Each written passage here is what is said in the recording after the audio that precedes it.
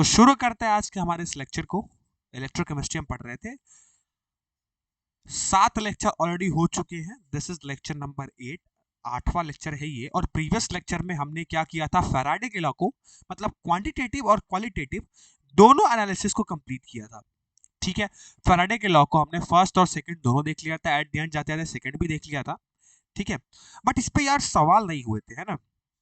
तो जैसा कि मैंने पिछले क्लास में प्रॉमिस किया था आप सबसे कि जो क्लास होगी अगली वाली, उसमें मैं सवाल के साथ अगले कॉन्सेप्ट पे चलूंगा। तो सबसे पहले आज हम फैराडे लॉ, होपफुली सब पढ़ा हुआ है, थोड़ा एंगेजमेंट देख ले, सबने पढ़ा था क्लास में, सब इतने बच्चे थे भी, तो होपफुली डाउट है, क्या डाउट है जल्दी से बताओ, जल्दी से डाउट बताओ क्या है।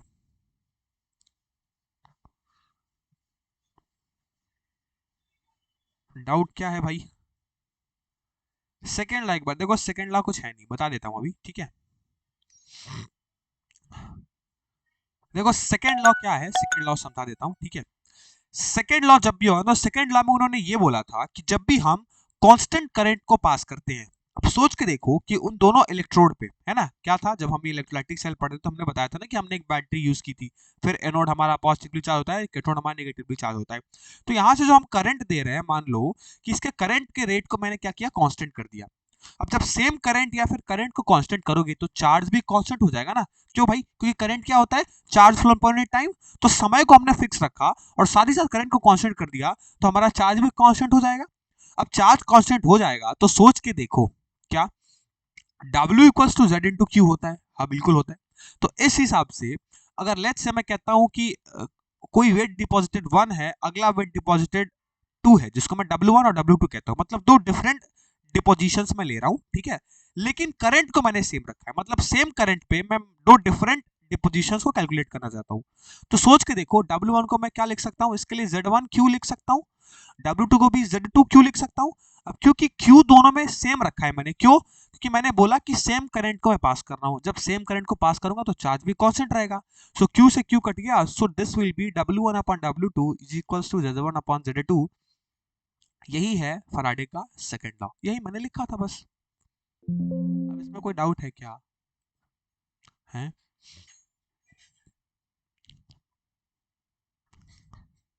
हाँ किया जा सकता है।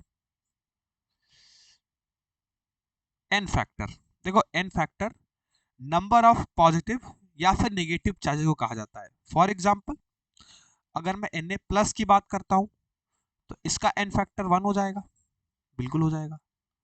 अगर मैं Nc2 प्लस की बात करता हूं तो इसका एन फैक्टर कितना हो जाएगा, 2 हो जाएगा। अगर मैं Al प्लस 3 की बात करता हूं तो इसका एन फैक्टर क्या हो जाएगा, 3 हो जाएगा।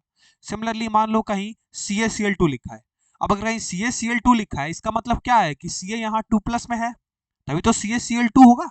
क्यों भाई? क्योंकि Ca2 प्लस और Cl माइनस जब ये क्रॉस मल्टीप्लाई करोगे तो CaCl2 बनेगा, बिल्कुल बनेगा सर। तो Ca2 प्लस है, मतलब चार्ज कितना है, 2 प्लस, तो एन फैक्टर 2 हो जाएगा। यानी एन फैक्टर हमेशा पॉजिटिव और नेगेटिव चार्जेस को देख के निकाला जाता है। अब इसमें क्या है यार, एन फैक्टर पहले तुम लोग पढ़े भी होगे, यही तो है एन फैक्टर।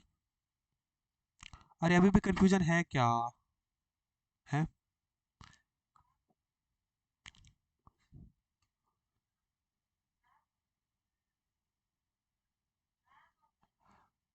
अच्छा, सॉल्यूशन में हेनरी छूट गया है क्या? ओह, ध्यान नहीं आया होगा यार मेरे से। चलो कोई बात नहीं, हेनरी लॉ अगर छूट गया है, ठीक है। हाँ मैंने बोला था शायद, बट मैं याद करा नहीं पाया था। देखो हेनरी लॉ बहुत सिंपल होता है, यहाँ बताऊंगा मैं तुमको। सॉल्युबिलिटी होती है और डेग्रीवेशन होती है तुम्हारे प्रेशर पे। तो अभी तो ठीक समझ नहीं आएगा, कोई बात नहीं। अगर छूट गया है हेनरी लॉ तो वन शॉट जब लेंगे ना हम, सिलेबस खत्म कर लेने के बाद वापस से सब चैप्टर का वन शॉट लेंगे, तो उसमें कवर अप कर देंगे, ठीक है। अभी ठीक है, अभी समझ आया? चलो बहुत बढ़िया, ठीक है। काफी लोग हैं यार आज तो, बहुत बढ़िया भाई। ठीक है, तो आइए शुरू करते हैं। आज क्या है, फराडे लॉ हमने कर रखा है। अब फराडे लॉ के आगे आज के सेशन को हम किससे, क्वेश्चंस के बेसिस पे शुरू करते हैं, है ना। तो मैंने आपको बताया था कि क्योंकि मैं हर टॉपिक पढ़ाते हुए अभी क्या कहता था, हमने तो अपने ट्रेंड को थोड़ा बदल लिया है, तो क्वेश्चंस के साथ हम करते चल रहे हैं। तो पहला क्वेश्चन यहाँ है, यही है क्या कि हाउ मच इलेक्ट्रिसिटी सवाल ध्यान से देखिएगा, सॉल्व करने की कोशिश करें, क्योंकि प्रीवियस क्लास में मैं फराडे लॉ आपको करा चुका हूं। इज रिक्वायर्ड, फिर से दिक्कत होने लगी क्या, यहां लिख लेते, is required in terms of Faradays to produce 20 gram calcium from electrolysis of, ध्यान से समझिएगा, मैं क्वेश्चन आपको समझा दूंगा अभी, मोल्टेन CaCl2, ये पूछा गया हमसे। क्वेश्चन क्या है, how much electricity is required in term of Faraday, मतलब electricity in term of Faraday. अब अगर electricity in term of Faraday पूछ रहा है, मतलब जाहिर सी बात है सर, वो चार्ज को पूछ रहा है। हाँ बिल्कुल, यानी हमसे वो चार्ज पूछ रहा है इन टर्म ऑफ फराडे, क्योंकि चार्ज की यूनिट होती है। हाँ भाई बिल्कुल, हमसे क्यू की वैल्यू पूछ रहा है, क्यों, क्योंकि इलेक्ट्रिसिटी निकालने के लिए चार्ज तो चाहिए, और इन टर्म ऑफ फराडे पूछा है। ठीक है भाई, कोई बात नहीं, आओ देखो ध्यान दो, क्या है, टू प्रोड्यूस 20 ग्राम कैल्शियम, क्या बोल रहा है, 20 gram calcium from electrolysis of molten CaCl2। अब अगर मैं CaCl2 का इलेक्ट्रोलाइसिस कराता हूं जिसमें 20 ग्राम कैल्शियम है, सो कितनी इलेक्ट्रिसिटी हमको देनी पड़ेगी, उसको फराडे के टर्म में बताइए, यही सवाल है।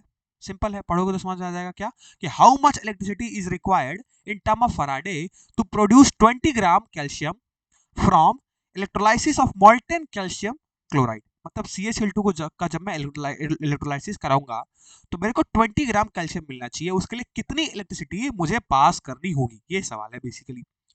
अब एक रिलेशन हम पीछे पढ़ के आए हैं, क्या, पिछले ही क्लास में हमने क्या पढ़ा था, ध्यान से देखो, तो हमने पढ़ा था कि n factor into mole is equals to IT upon F। अब IT अपॉन F ये क्या है, इसको मैं Q लिख सकता हूं, मतलब यहां क्या था formula, n factor into n is equals to, ये जो IT है, क्या मैं इस IT को चार्ज लिख दूं, हाँ बिल्कुल लिख सकते हैं सर, चार्ज अपन फराडे, हाँ हो सकता है, बिल्कुल हो सकता है। अब सोच के देखो, क्या आपको वेट गिवन है, सॉरी कहां लिख दिया मैं, यहां लिख दिया ना, यहां लिखना था ना, n factor into n is equals to IT को मैं Q बाई F लिख सकता हूं। अब सोच के देखो, सवाल में क्या गिवन है, 20 ग्राम कैल्शियम। अब 20 ग्राम कैल्शियम गिवन है, तो क्या ये मास ऑफ कैल्शियम है या फिर वेट ऑफ कैल्शियम है, बिल्कुल है सर। अब सोच के देखो, हमको इस Q की वैल्यू बतानी है, तो अगर Q की वैल्यू बतानी है तो F की वैल्यू तो हमको पहले से पता है, क्यों भाई, क्योंकि F की वैल्यू होती है 96500 कूलम, हाँ सर ये तो होती है, ये तो पता है, ठीक है।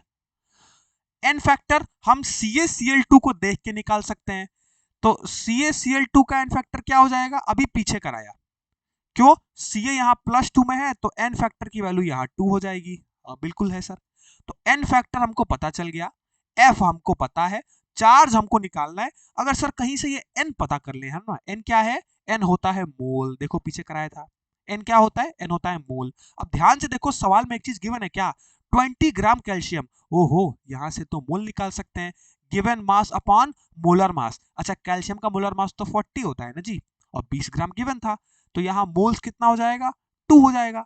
अब सोच के देखो, n फैक्टर की वैल्यू कितनी है, 2 है, इनटू नंबर ऑफ मोल्स ये भी कितना है, 2 है, is equals to Q upon F, Q upon F, तो चार्ज कितना हो जाएगा, Q हो जाएगा 2 इंटू 2 4F, क्या बात है सर, 4 इंटू 96500 कूलम। अब इसको कैलकुलेट करके जो भी आपका आंसर होगा वो आप electricity in term of Faraday लिख देंगे। बताओ, कोई दिक्कत, कोई परेशानी, कहा, अरे सॉरी, ओहो या मोल्स हाफ, अरे यार क्या कर दिया मैं, ध्यान नहीं दिया, सॉरी सॉरी सॉरी, 20/40 है ना, 0.5 होगा यहाँ, यस एब्सोल्युटली, तो इसको 1/2 कर लीजिए। मैं कहूँ कहाँ गड़बड़ कर दिया मैं, अभी चैट में देखा तो पता चला सबका, yes yes yes, it's my bad. अब सॉल्यूशन तो नहीं रहता है ना यार, क्वेश्चंस रखे रहता हूँ तो उसका सॉल्यूशन तो मेरे सामने रहता नहीं है, तो एरर करता हूँ तो पता भी नहीं चलता है, तुम लोग बोलते हो तो पता चलता है यस मैंने मिस्टेक कर दिया। यस, दिस विल बी 1/2, अरे 20/40 है ना, सो ये तो तुम्हारा 2 ही रहेगा, n हो गया 1/2, अब q 2 से 2 कट गया, अरे यहाँ तो चार्ज सीधे 1 फराडे के बराबर हो गया भैया, मतलब चार्ज का आंसर, मतलब electricity in term of Faraday का आंसर 96500 कूलम भी होगा, यही है आंसर भाई। लो भाई मल्टीप्लाई करना ही नहीं है, सिंपल है, सिंपल है। यस यस यस ब्रदर, 1/2 होगा, समझ गए, 1f, क्या बात है, ठीक है, वेरी गुड, क्लियर है। देखो फराडे के फर्स्ट लॉ से यही सवाल पूछा जाएगा, हाउ मच इलेक्ट्रिसिटी, मतलब कितने शीट रिक्वायर्ड है, कितने टाइम तक पास करे तो कितना वेट डिपॉजिट होगा, यही सब पूछा जाता है, क्लियर है। 1f कैसे आया, क्लियर है सबका। हाँ यार, हाँ यार, 1/2 ही होगा, क्लियर। एक बात सब लोग बता दो, जितने यहाँ मुझे 1/2 किए हैं ना, 0.5 होगा सर, ये रिस्पॉन्स भी दो भाई कि हाँ हुआ, क्लियर है, समझ आया। एमडी महफूज, ये पहली बार क्लास में बच्चा दिख रहा है ना मेरे। हाँ, अभी अगर मुझे वहां करेक्ट कर रहे हो तो मुझे यहाँ रिस्पॉन्स भी दिया करो कि समझ आया। चलो भाई बहुत बढ़िया, अब आगे देखो, अगला सवाल इसी पे बेस्ड, अब देखो इसी बेस्ड अगला सवाल थोड़ा सा चेंज करते हैं बस, आओ क्वेश्चन पढ़ो। हाउ मच, बिल्कुल ऐसे ही सवाल पूछा जाएगा, कितना हुआ, कितना समय लगा, कितनी इलेक्ट्रिसिटी पास हुई, ऐसे ही सवाल पूछ जाते हैं। अब देखो यहाँ हाउ मच करंट पूछ दिया आपसे, शुड बी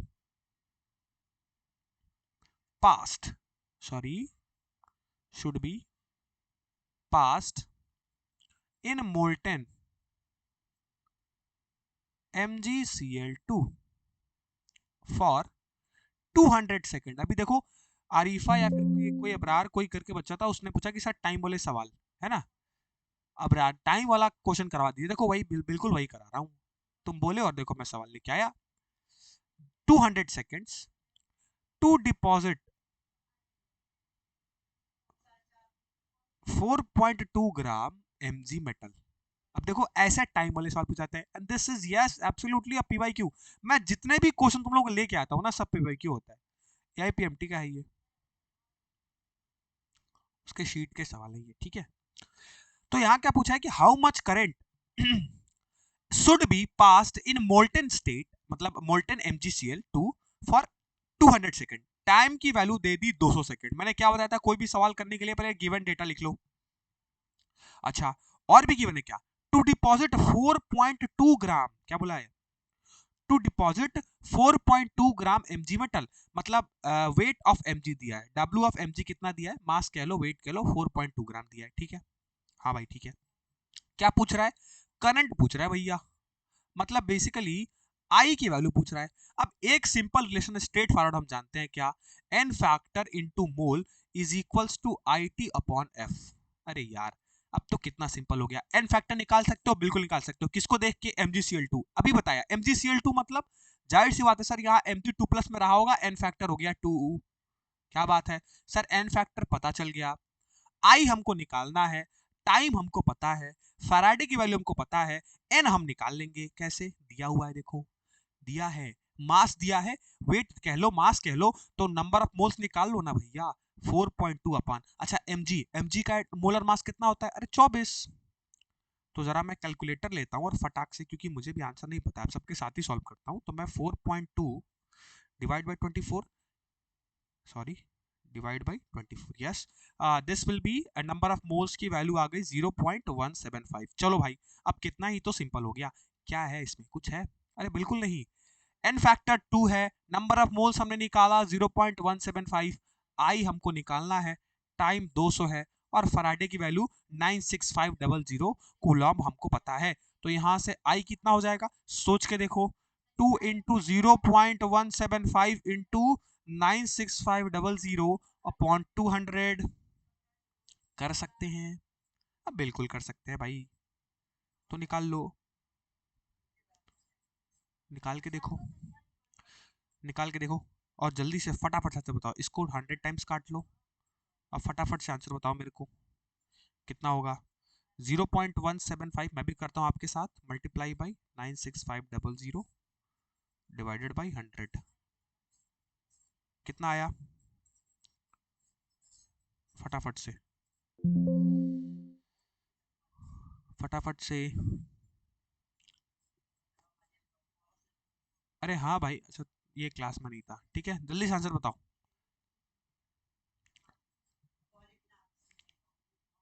0.175 इंटू 96500 अपॉन 100, मेरा 168.87 आ रहा है, क्या तुम सबका भी आ रहा है? Yes, absolutely, the correct answer is, क्या होगा यहाँ, साइड में लिख लिया जाए, 168.87 कूलम। कूलम नहीं, करंट है ना, तो एम्पियर होगा। क्लियर है, बता दो।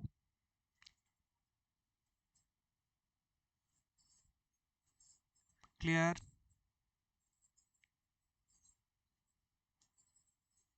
जल्दी से, सबका आया, क्या बात है, अब बताओ, कुछ है? अरे एम्पियर ही बोला हूँ भाई, और एम्पियर की स्पेलिंग तुम गलत लिख रहे हो पहले।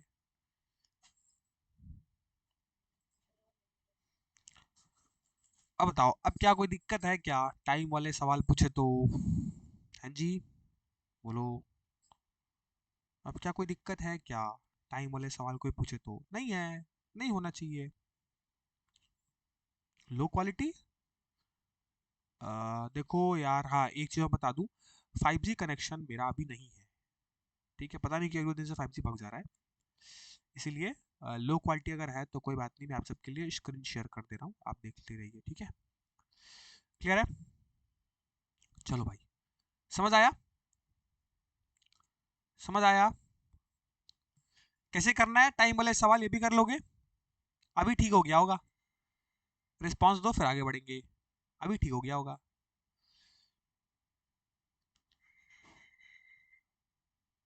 चलो, अच्छा इसमें एक और कर लो, ठीक है, एक और मैं करा देता हूँ, फिर नेक्स्ट टॉपिक पे आगे बढ़ते हैं आज के, ठीक है?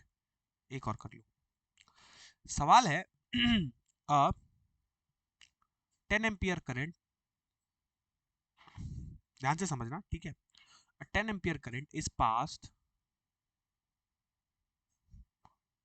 ओ शिट, ऊपर पता नहीं क्या होगा, मुझे इसको अपडेट करना पड़ेगा, मैं इसको कल तक ठीक कर लूंगा, ठीक है? Through a solution of zinc sulphate for 50 minutes, ठीक है? ये थोड़ा सा मस्त सा सवाल है, ठीक है?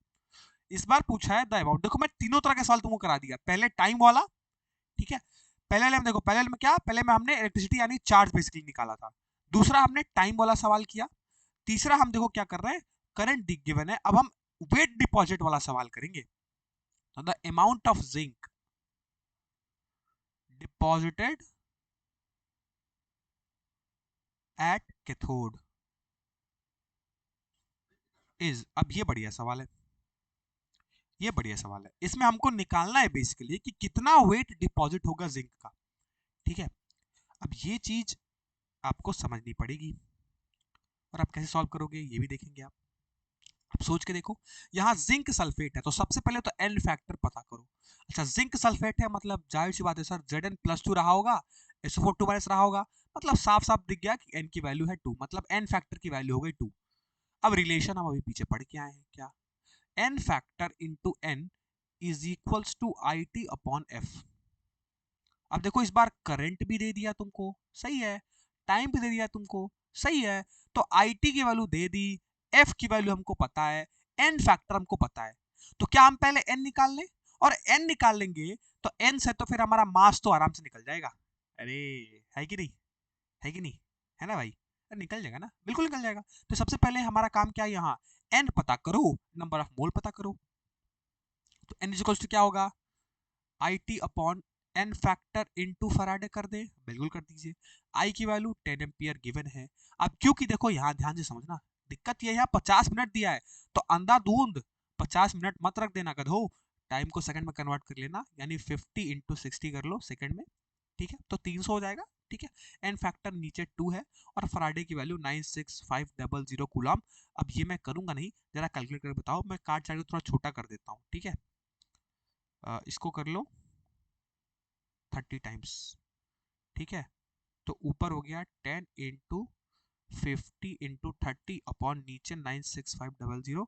अब फटाफट से मुझे बताओ, हटो तुम लोग समय लगाओगे, मैं ही करता हूँ फटाफट से। मैं कैलकुलेटर ले रहा हूँ, तुम लोग मत यूज करना, ठीक है। तुम लोग अपने सॉल्व करने की कोशिश करो। 96500, ठीक है। 0.155 आ रहा है, तो n की वैल्यू हमारे पास आ गई 0.155।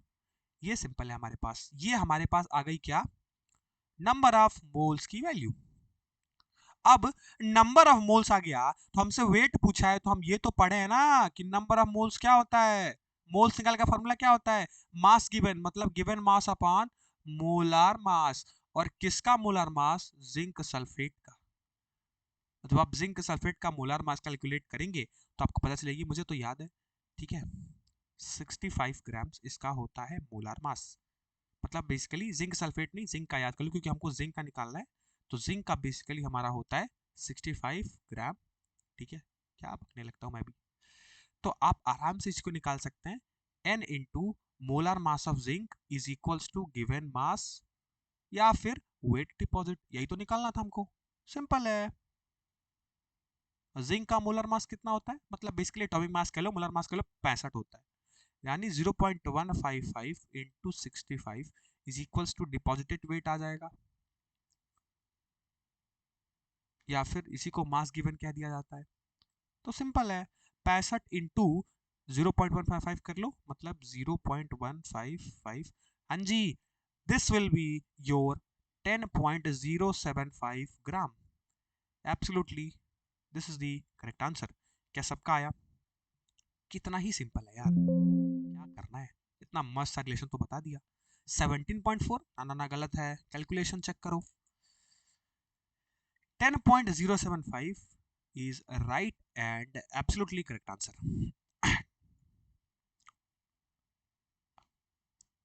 हाँ, उससे भी कर सकते हो, कोई दिक्कत नहीं है, उससे भी कर लो।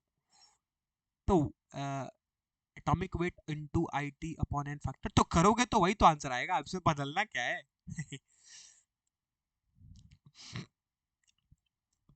ठीक तो है? यस एब्सोल्युटली, सबका आया 10.075। Very good. जिन्होंने 10.075 लाया, बधाई हो भाई, बधाई हो, आपने सवाल सॉल्व कर लिया। अब यार 3-3 सवाल मैंने हर एक टॉपिक में कम मिनिमम 3-4 सवाल, किसी में तो 5-5 कराए हैं। इसीलिए 9 लेक्चर 8 लेक्चर, इसके बाद 65 होता है जिंक का, 65 होता है भाई, क्या करते हो। ठीक है, क्लियर हो गया कि नहीं सब लोग बताओ। कोई ऐसा है जो इस टॉपिक को पहली बार पढ़ा हो, और जब मतलब पहले पढ़ चुका हो, ठीक है, पहली बार नहीं, पहले पढ़ चुका हो, लेकिन जब सवाल करता हो ना तो समझ नहीं आता हो कि सर क्या लगाएं कैसे निकालेंगे। हुआ है क्या ऐसा? लेकिन आज का सेशन देख के मजा आया, बढ़िया लगा, ये मैं तुम लोग से पूछना चाहता हूँ। जल्दी से बताओ पहले, कि बताओगे तो आगे बढ़ूंगा, नहीं बताओगे तो नहीं बढ़ूंगा।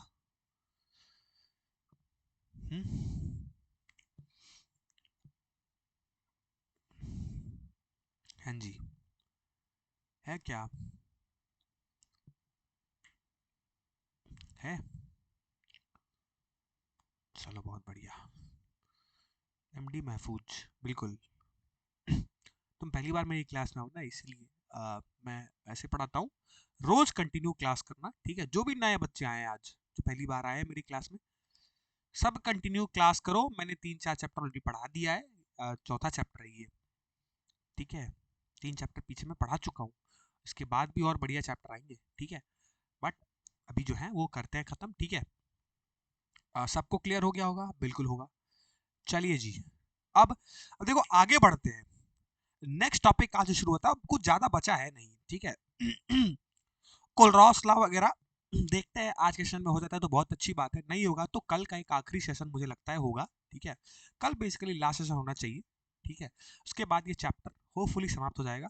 प्रैक्टिस मैंने ऑलरेडी आपको बहुत करा दी है, तो अब प्रैक्टिस करना आपका काम है, जब भी दूंगा तो मैं, ठीक है। तो अलग से कोई प्रैक्टिस सेशन नहीं आएगा, ठीक है।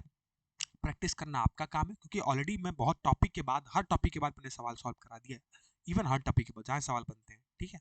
और किस टाइप के सवाल बनते हैं ये भी करा दिया है, ठीक है। हाँ बोलोगे तो जेई वेई पीवाईक्यू कभी करा देंगे, ठीक है। बट अभी क्या करते हैं नेक्स्ट टॉपिक पे आगे बढ़ते हैं आज। और अभी यहाँ से देखो बेसिकली इलेक्ट्रोलाइसिस वाला पार्ट शुरू होगा,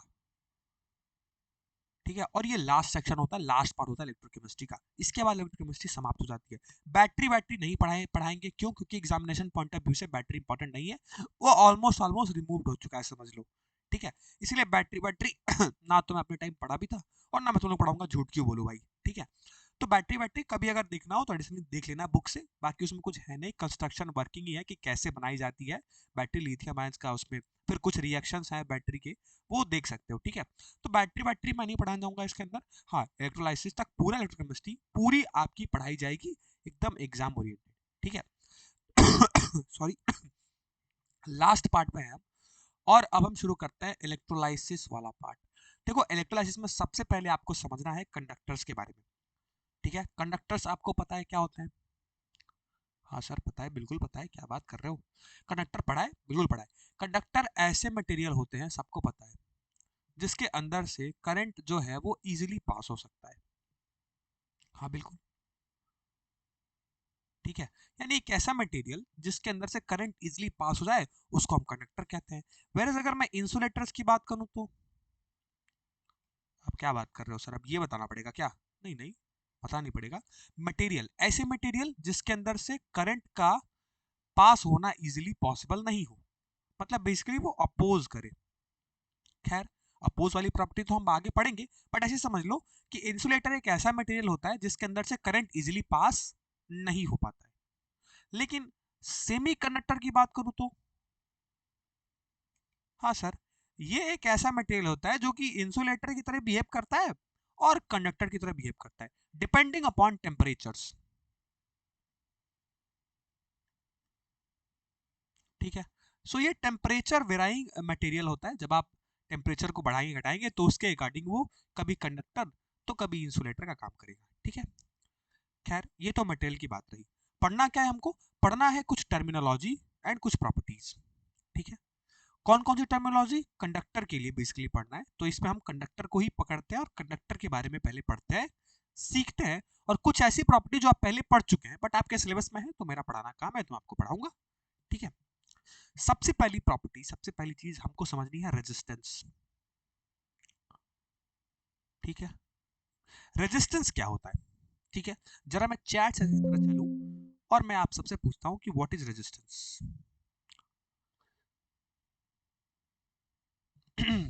follow of electron is called conductor. अरे अरे ये क्या कर दिए हो भाई, ये क्या बोल दिए? Follow of electron is called conductor? ना ना ना ना ना,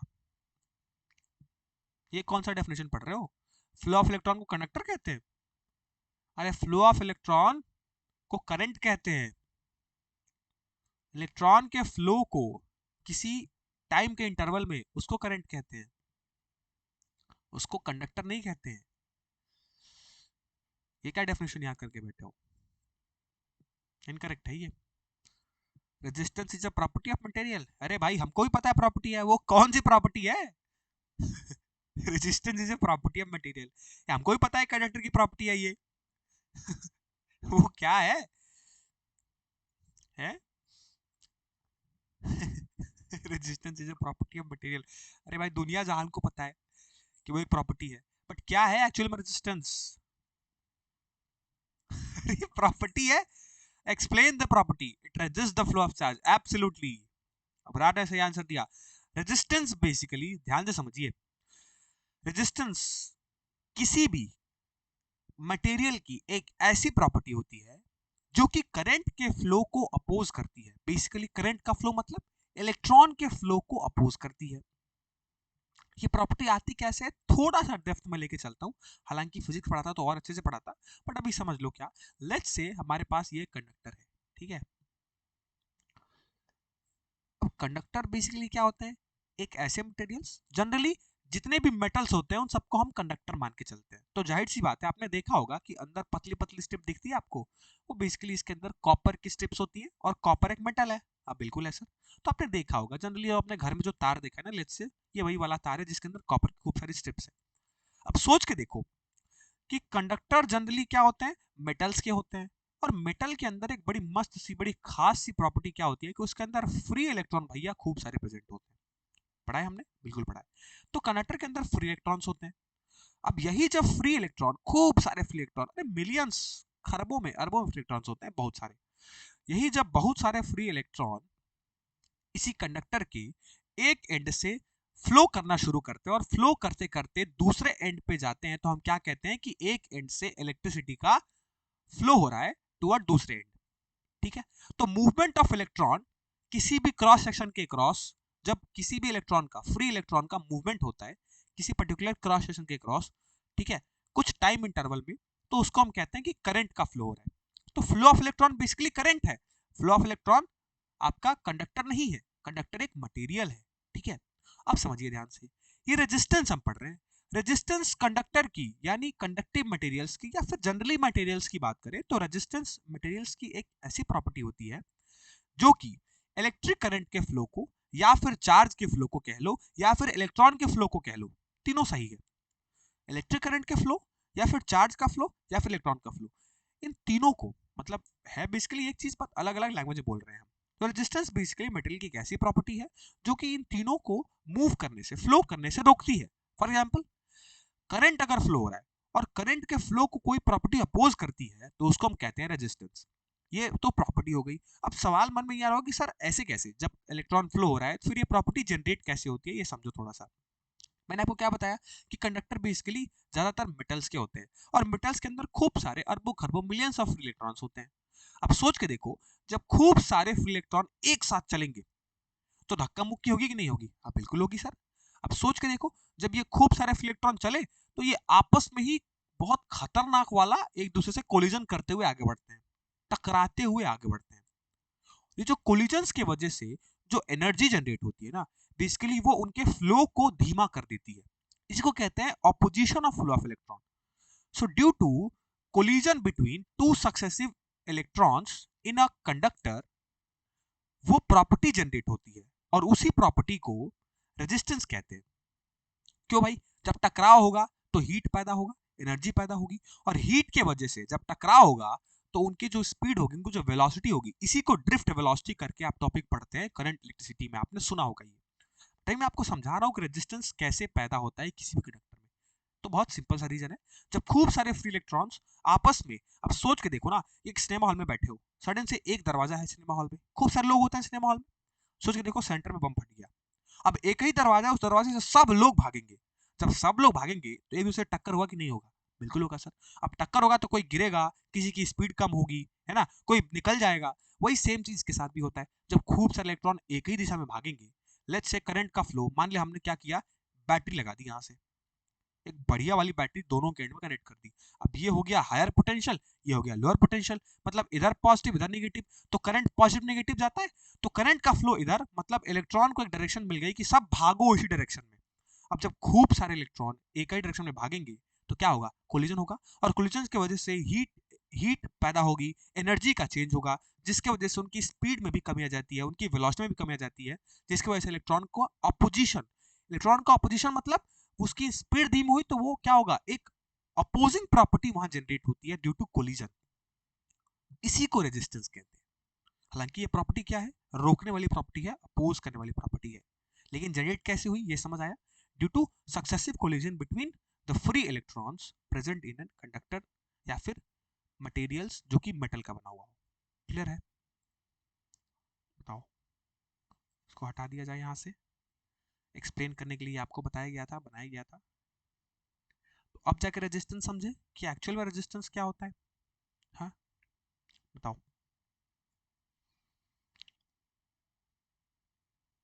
क्लियर है? अरे भाई, voltage derivative current Ohm's law क्यों घुस रहे हो? समझ आएगी नहीं? यस, अब जाके समझो, आज जाके तुम लोग समझो रेजिस्टेंस क्या होता है। मेजर रीजन कोलिजन ही होता है इलेक्ट्रॉन का, रेजिस्टेंस पैदा ही होता है कोलिजन की वजह से। समझ आया? तो नोट कर लिया जाए। हालांकि इतना एडवर्ट में जरूरत नहीं था, बट चलो पूछे तो पता चल गया, आओ नोट कर लो। तो लिख लो, इट इज द प्रॉपर्टी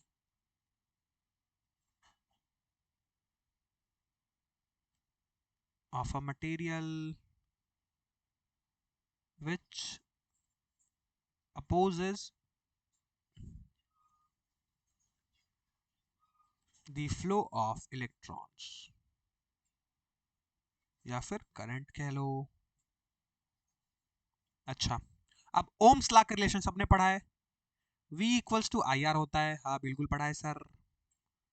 तो यहां से मैं R का फॉर्मूला बना सकता हूं V बाई आई, ठीक है, जहां V क्या होता है, पोटेंशियल डिफरेंस।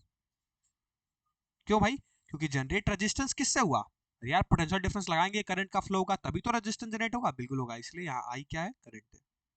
बताओ ये समझ आया, जल्दी से बताओ, सबको समझ आया? R equals to V by I, बोलो हाँ जी। इलेक्ट्रिसिटी कवर नहीं होगी, कुछ पार्ट है इसमें, ठीक है, कवर नहीं होगी, ज्यादा ज्यादा नहीं है, बस फार्मूले हैं, तुमको पता होने चाहिए फार्मूले। इसमें तो डेफिनेशन लिखवा देता, मैं तो लिखवा दे रहा हूँ, फार्मूले बस में बताए जाते हैं, ठीक है। चलिए, अब नेक्स्ट जो टर्मिनोलॉजी आपको पढ़नी है वो है, इसके बाद जो आती है वो आती है, इसको कहते हैं कंडक्टेंस। हाँ जी, अब सोच के देखो, वहां नाम क्या था, रेजिस्टेंस, यहाँ नाम क्या है, कंडक्टेंस, मतलब पक्का सर उल्टा काम करेगा। तो कंडक्टेंस एक ऐसी प्रॉपर्टी होती है जो कि कहती है जाओ जाओ फ्लो हो जाओ, जाओ हम नहीं रोकेंगे, मतलब एक ऐसी प्रॉपर्टी जो फ्लो को सपोर्ट करे, और ऐसी प्रॉपर्टी जो फ्लो को अपोज करे। तो जो अपोज करे उसको रेजिस्टेंस, जो सपोर्ट करे उसको कंडक्टेंस। और कंडक्टेंस को सिंपल भाषा में बताऊं तो बस रेजिस्टेंस का उल्टा कर दो, मतलब the reciprocal of resistance is called conductance है। हाँ है, बिल्कुल सिंपल है, the reciprocal of resistance, sorry the reciprocal, oh shit, यहाँ लिख लो, of resistance is called conductance. Simple है, उल्टा काम करता है इसलिए रेसिप्रोकल लिख दिया, नाम से ही पता लग रहा होगा ना। अच्छा, इसको डिनोट करते हैं, इट इज डिनोटेड बाई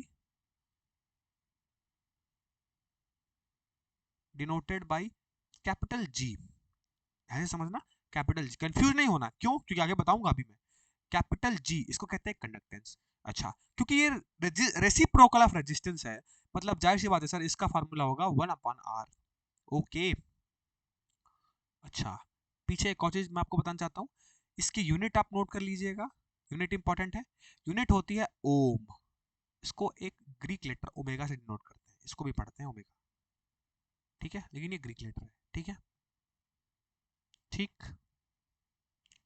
और क्योंकि ये 1/, रेजिस्टेंस है, मतलब ये 1/, ओमेगा, और 1/, ओमेगा को ओमेगा इनवर्स लिख सकते हैं, बिल्कुल, यानी ओम इनवर्स।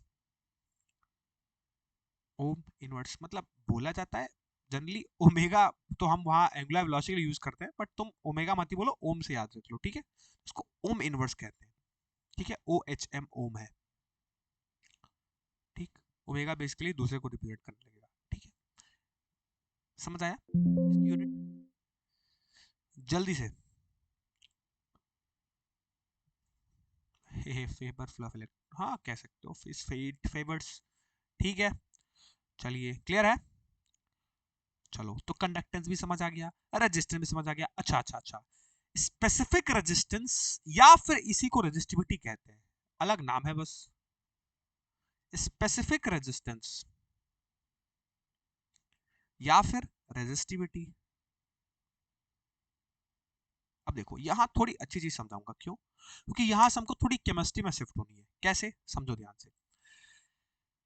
फिजिक्स में और केमिस्ट्री में इन दोनों शब्द का मतलब थोड़ा है तो सेम बेसिकली, लेकिन अलग अलग तरीके से समझाया जा सकता है। तो स्पेसिफिक रेजिस्टेंस या रेजिस्टिविटी को हम फिजिक्स और केमिस्ट्री दोनों में अलग अलग तरीके से समझेंगे, हालांकि होता दोनों में सेम ही है। सबसे पहले आपको समझाता हूं, स्पेसिफिक रेजिस्टेंस या फिर उसी का रेजिस्टिविटी को ही स्पेसिफिक रेजिस्टेंस कहते हैं। अच्छा, हमने ये चीज पढ़ी थी क्या फिजिक्स के अंदर, ध्यान से समझना, फिजिक्स के अंदर हमने क्या पढ़ा था, फिजिक्स के अंदर हमने क्या पढ़ा था, जब हम रेजिस्टेंस पढ़ रहे थे, ठीक है, तो उसमें हमने क्या पढ़ा था, उसके कुछ डिपेंडेंसीज के बारे में पढ़ा था। तो हमने पढ़ा था कि जो रेजिस्टेंस होता है वो डायरेक्टली प्रोपोर्शनल होता है लेंथ के, है ना, लेट्स से कोई एक कंडक्टर है जिसकी लेंथ मान लो L है, और क्रॉस सेक्शन एरिया मान लो A है। तो हमने क्या पढ़ा था कि रेजिस्टेंस डायरेक्टली डिपेंड करता है लेंथ पे, और इनवर्सली डिपेंड करता है एरिया पे। ठीक है, ये दो चीजें हमने पहले से पढ़ रखी है फिजिक्स के अंदर। इसको इक्वेशन 1 मान लो, इसको इक्वेशन 2 मान लो। क्या ये सबको पता है कि रेजिस्टेंस जो है डायरेक्टली डिपेंड करता है लेंथ पे और इनवर्सली डिपेंड करता है किस पे, एरिया पे। क्या इतना सबको पता है? मुझे जल्दी से पहले बताओ चैट सेक्शन में। ये फिजिक्स की बात कर रहा हूं, जब हम फिजिक्स हमने पढ़ा था।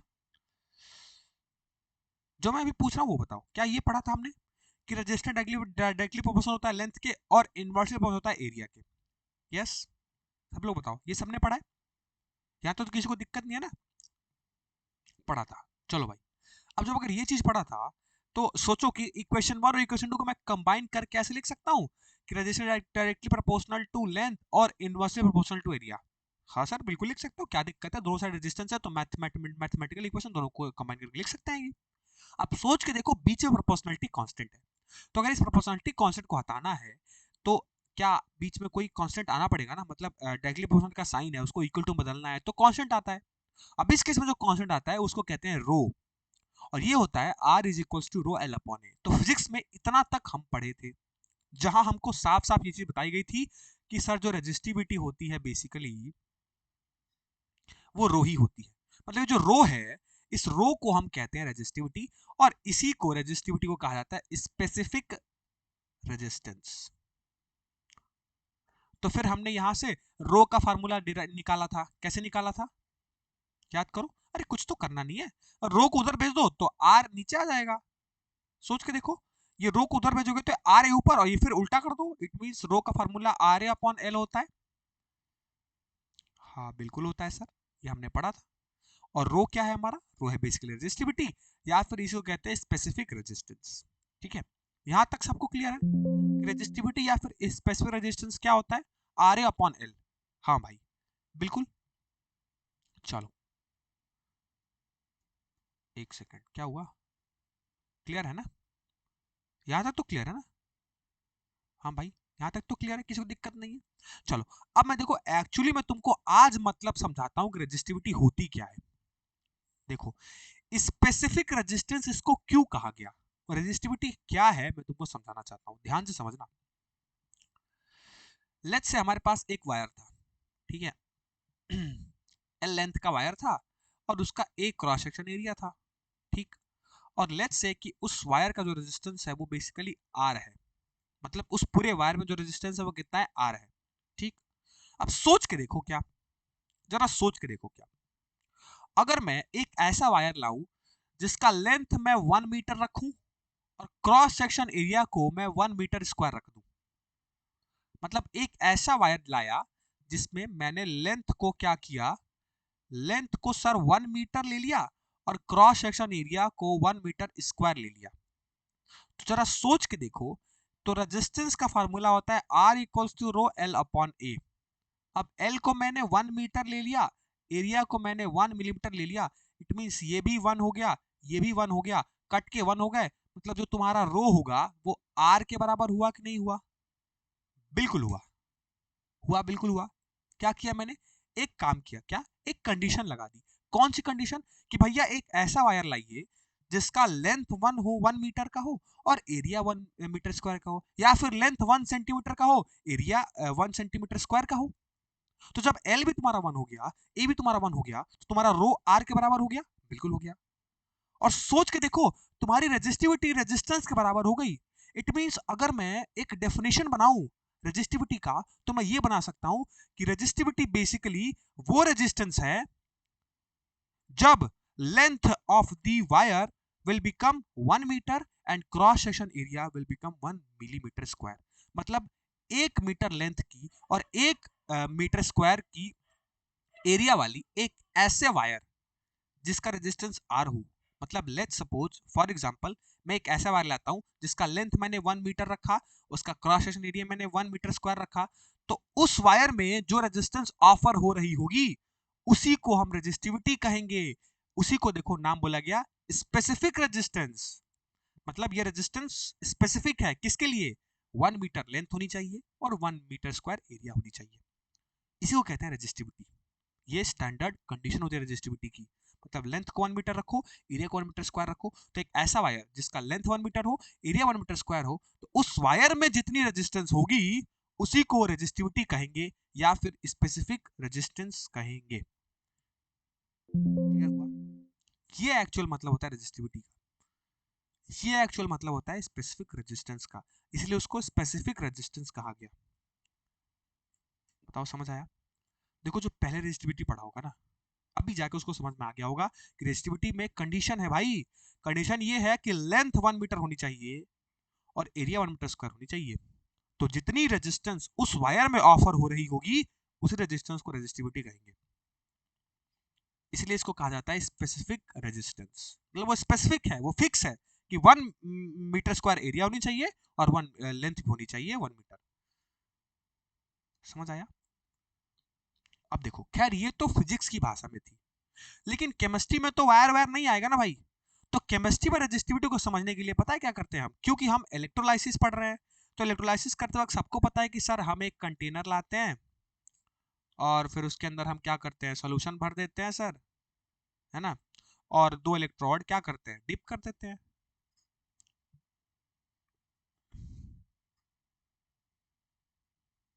ठीक है, ऐसा सेटअप होता है हमारा इलेक्ट्रोलाइसिस में। तो केमिस्ट्री की भाषा में हम समझते हैं, केमिस्ट्री की भाषा में अगर मैं मान लो रेजिस्टेंस का फॉर्मूला क्या होता है, R equals to rho L upon A.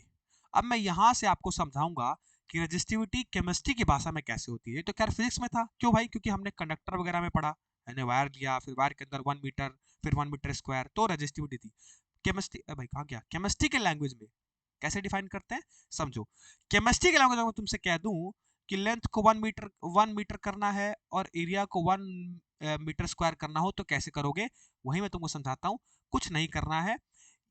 Length 1 metre का मतलब पता है क्या है, लेंथ 1 मीटर का मतलब यह है कि इन दोनों इलेक्ट्रोड की दूरी को आप 1 मीटर, मतलब एक ऐसा कंटेनर लाइए जिसके अंदर इलेक्ट्रोलाइटिक सॉल्यूशन को भर दीजिए और जो दोनों इलेक्ट्रोड है उस दोनों इलेक्ट्रोड के बीच का जो सेपरेशन है बेसिकली, जिसको डी कहा जाता है, वो 1 मीटर रख लीजिए।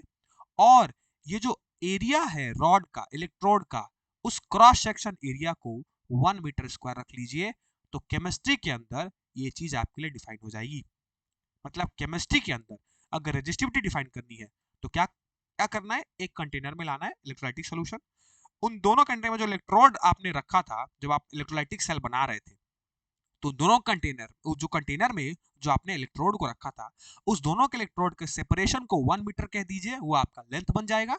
और जो इलेक्ट्रोड आपने लेके आया है उस इलेक्ट्रोड का क्रॉस सेक्शन एरिया को 1 मीटर स्क्वायर रख लीजिए।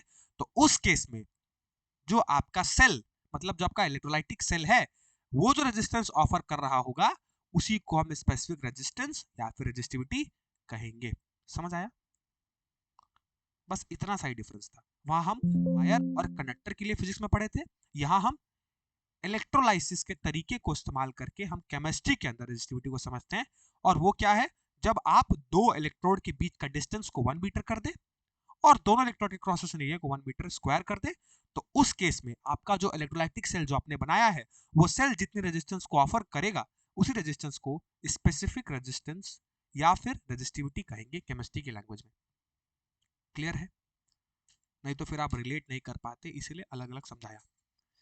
बताओ भैया। थक गया मैं। हाँ दोनों वही है, बस समझाने का अलग अलग तरीके से। शुरुआत में मैंने आपसे क्या बोला कि समझाने के लिए अलग अलग यूज करूंगा टर्मिनोलॉजी, इसलिए मैंने फिजिक्स को अलग किया, केमिस्ट्री को अलग किया, ताकि आप आसानी से समझ पाए। वरना आप कहोगे कि सर आप केमिस्ट्री में फिजिक्स घुसा रहे हो, फिर केमिस्ट्री में वायर कहाँ से लाए हम, है ना। इसीलिए मैंने केमिस्ट्री वाले तरीके से आपको समझाया। ठीक,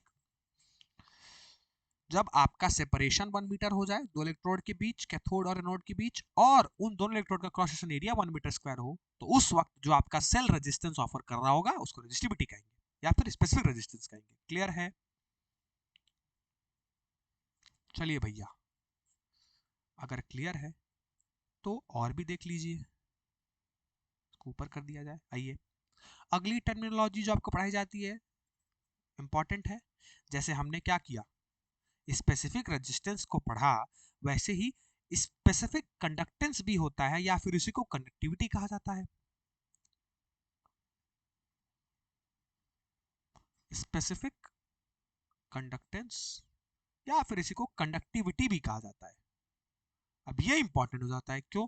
क्योंकि इसका यूज बड़ा होता है। अरे आ गया, इसका यूज बड़ा होता है, नीचे लिख देता हूँ, ठीक है।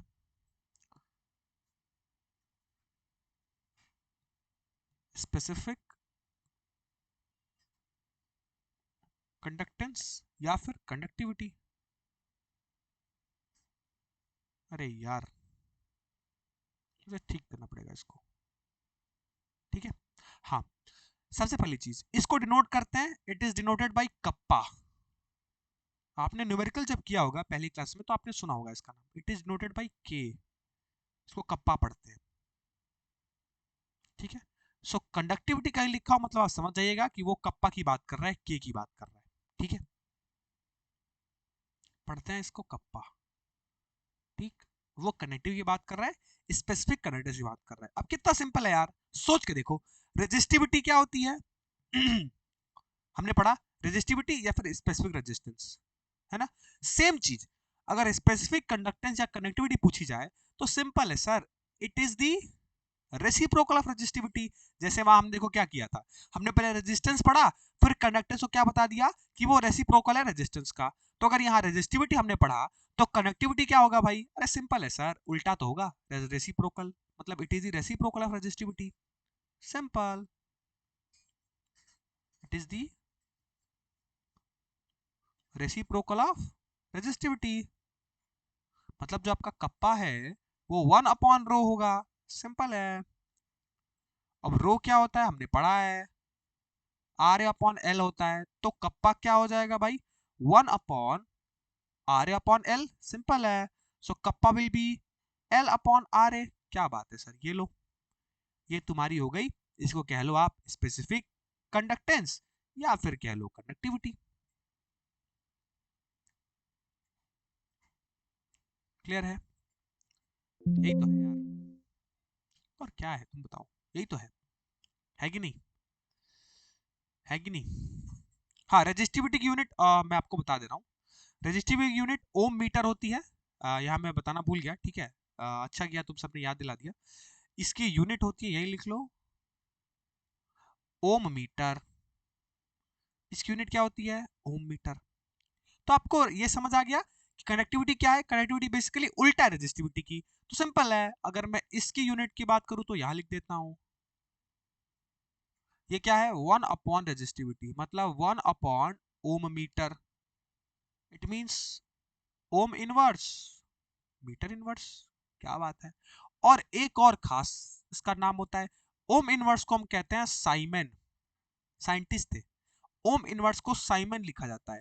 तो मैं इसको क्या लिख सकता हूं, सोच के देखो, इसको मैं लिख सकता हूं साइमन को एस और मीटर इनवर्स, मतलब साइमन मीटर इनवर्स। तो ये भी यूनिट है और ये भी यूनिट है, किसकी? कंडक्टिविटी की या फिर स्पेसिफिक कंडक्टेंस की, कंफ्यूजन आपको होने का। क्लियर है? क्लियर है? बताओ भाई, अरे बता दो। बहुत बढ़िया, रेसिप्रोकल रेजिस्टिविटी सबको क्लियर है, सबको क्लियर है, जितने बच्चे हैं सबको क्लियर है इसमें। बता दो यार, कोई दिक्कत कोई परेशानी तो नहीं है? रिपीट? अरे अब इसमें क्या रिपीट करना है भाई, यूनिट ही तो लिखवाई है। अच्छा तुम कंफ्यूजन में हो क्या कि सर यूनिट ओम मीटर कैसे आई? आओ पहले रेजिस्टिविटी की यूनिट तुमको निकालना सिखा देते हैं। रेजिस्टिविटी का फार्मूला क्या होता है? R × A/L। अब कितना सिंपल है, R की यूनिट रेजिस्टेंस की यूनिट होती है ओम, और एरिया की यूनिट सर होती है, सॉरी आ गई, एरिया की यूनिट तो होती है, क्या हो रहा है, इसको यहां से हटा दो। देखो R की यूनिट क्या होती है? ओम। अच्छा एरिया की यूनिट मीटर स्क्वायर और लेंथ की यूनिट मीटर, तो मीटर स्क्वायर से मीटर कट गया, तो रेजिस्टिविटी की यूनिट क्या हो गई? ओम मीटर, सिंपल है। तो अगर कप्पा की यूनिट देखूं तो ये 1 रेजिस्टिविटी होता है, मतलब ये 1 ओम मीटर होगा, तो ये फिर ऊपर जाएगा तो ओम इनवर्स मीटर इनवर्स नहीं हो जाएगा। तो या तो ये याद रख लो, या फिर ओम इनवर्स को साइमन भी कहा जाता है, जिसको एस से लिखते हैं, कैपिटल एस से। तो ओम इनवर्स की जगह मैं साइमन से रिप्लेस कर दूं, तो क्या ये साइमन मीटर इनवर्स नहीं हो जाएगा? तो ये भी एक यूनिट है, चाहे आप ओम इनवर्स मीटर इनवर्स याद रख लो या साइमन मीटर इनवर्स याद रख लो। अब तो क्लियर है? बोलो भाई। अब तो क्लियर है?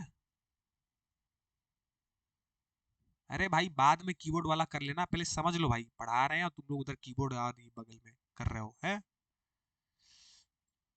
चलो भैया, चलो भैया, अब ये तो खैर कप्पा की आपने एक फार्मूला याद रख लिया। अब कप्पा का एक और फार्मूला जो डायरेक्टली यूज कर सकते हैं आप, किसमें? एग्जाम में सीधे, वो मैं आपको बताना चाहता हूँ, नोट डाउन करिएगा, थोड़ा इंपॉर्टेंट है। क्या है वो, ये दिखाते हैं आपको। देखिए, कप्पा इक्वल्स टू क्या हमने अभी पढ़ा? एल अपॉन आर ए, पढ़ा ना? एल अपॉन आर इंटू ए। अब जरा सोच के देखो, क्या मैं इसको, इस एल को अलग लिख के, क्या मैं इसको one upon R A into L लिख सकता हूँ? अब बिल्कुल लिख सकता हूँ सर। और हमने अभी अभी पीछे पढ़ा है कि जी होता है वन अपॉन आर। ओ भैया, इट मींस कप्पा का एक और फार्मूला, वन अपॉन आर की जगह जी इंटू एल अपॉन ए, ये याद रख सकते हैं आप। तो ये भी इंपॉर्टेंट है, सीधा सीधा एग्जाम में आप इसको यूज कर लीजिएगा। ये रिलेशन क्लियर है? चलिए से बताओ। अब एक और लास्ट टर्मिनोलॉजी खास करके बढ़िया है, ये समझो इसको, जिसको कहते हैं सेल कांस्टेंट। सेल कांस्टेंट, ये इंपॉर्टेंट है। और इसके बाद एक और फाइनल रिलेशन डिराइव कराऊंगा, फिर क्लास को छोड़ूंगा, पहले समझ लो इसको। सेल कांस्टेंट, देखो सेल कांस्टेंट क्या है, हमने क्या क्या पढ़ा पीछे? पहले पढ़ा हमने रेजिस्टेंस, फिर कंडक्टेंस, फिर स्पेसिफिक रेजिस्टेंस रेजिस्टिविटी, फिर कंडक्टिविटी, और फिर लास्ट में हम क्या पढ़ रहे हैं अभी? Cell constant. देखो सेल कांस्टेंट क्या होता है, याद रख लो। सेल कांस्टेंट सबसे पहले इट इज डिनोटेड बाय, पहले लेटर समझ लो कैसे डिनोट करते हैं। जी पे स्टार लगा दीजिए, ध्यान से समझना, इसलिए बोला था कि कंफ्यूज नहीं होना। कंडक्टेंस होता है जी, लेकिन जी स्टार लगा हो ना, वो होता है सेल कांस्टेंट। और सेल कांस्टेंट बहुत सिंपल चीज है, क्या है? It is the ratio of distance between the electrode to the cross sectional area of the electrodes. अरे यार कितना सिंपल है। मतलब सर जी, जो हमने वो सेटअप बनाया था ना, जिसमें हमने एक कंटेनर में दो इलेक्ट्रोड को रखा था, तो इन दोनों के डिस्टेंस को मैंने L बोला था और इनके क्रॉस सेक्शन एरिया को मैंने A बोला था। तो अगर आप L बाई ए कर देना, तो उस L बाई ए को हम सेल कांस्टेंट कहते हैं। वही रेशियो है, क्या लिखा है पढ़ो, it is the ratio of distance between the electrode to the cross section area of the electrode. मतलब डिस्टेंस बिटवीन इलेक्ट्रोड क्या है? D की वैल्यू यहाँ L से हो गई रिप्लेस, और एरिया तो एरिया है क्रॉस सेक्शन। इट मींस जो आपका G स्टार होता है वो बेसिकली L अपॉन ए होता है। क्या बात है सर, सिंपल है सर, समझ गए। मतलब उसके लेंथ को उसके एरिया डिवाइड कर देंगे तो वो जी स्टार हो जाएगा। और जी स्टार को क्या कहते हैं? Cell constant. क्या कहते हैं? Cell constant. क्लियर है? क्लियर है? जल्दी से बताओ, सेल कांस्टेंट क्लियर है सबको? क्लियर है कि नहीं? जल्दी बताओ, सिंपल है यार, क्या है इसमें, है ना जी? हाँ जी। अब एक चीज और, लास्ट रिलेशन, क्या? कप्पा और सेल कांस्टेंट में, जो कि इनामुल ने पहले लिख दिया है। कप्पा एंड सेल कांस्टेंट का रिलेशन, ये इंपॉर्टेंट है, सीधा सवाल पूछा जाता है, याद रखिएगा। अरे कहां गया, सोच के देखो। कप्पा इक्वल्स टू क्या होता है, अभी हमने पीछे देखा, एल अपॉन आर ए। अच्छा, कप्पा को क्या लिख सकते हैं? इसको ऐसे भी लिख सकते हैं, one upon R into L A. अरे सर क्या बात है। अच्छा, वन अपॉन आर क्या लिख सकते हैं? जी, तो जी इंटू एल अपॉन ए, ये एक रिलेशन हो गया। अच्छा, एक और रिलेशन क्या हो सकता है? जी इंटू, अभी देखो एल अपॉन ए, अरे अभी तो पीछे पढ़ के आए हैं कि जी स्टार होता है एल अपॉन ए। क्या बात है सर, तो इस एल अपॉन ए की जगह मैं क्या लिख सकता हूँ?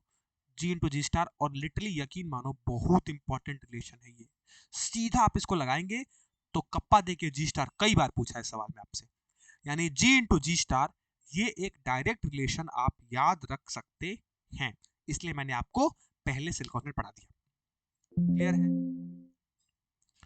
क्लियर है सबको? छोड़ो ऑफलाइन टीचर, मैं ऑफलाइन टीचर नहीं हूँ और मुझसे एक्सपेक्ट मत करना फालतू चीजें, ठीक है? क्लियर है? क्लियर है? जल्दी बताओ। सबको क्लियर हो गया? कोई डाउट, कोई कंफ्यूजन आज की क्लास में किसी को हुआ? बहुत बढ़िया, जी इंटू जी स्टार, ठीक है। चलिए, so that's all for today. मिलेंगे आपसे नेक्स्ट लेक्चर में।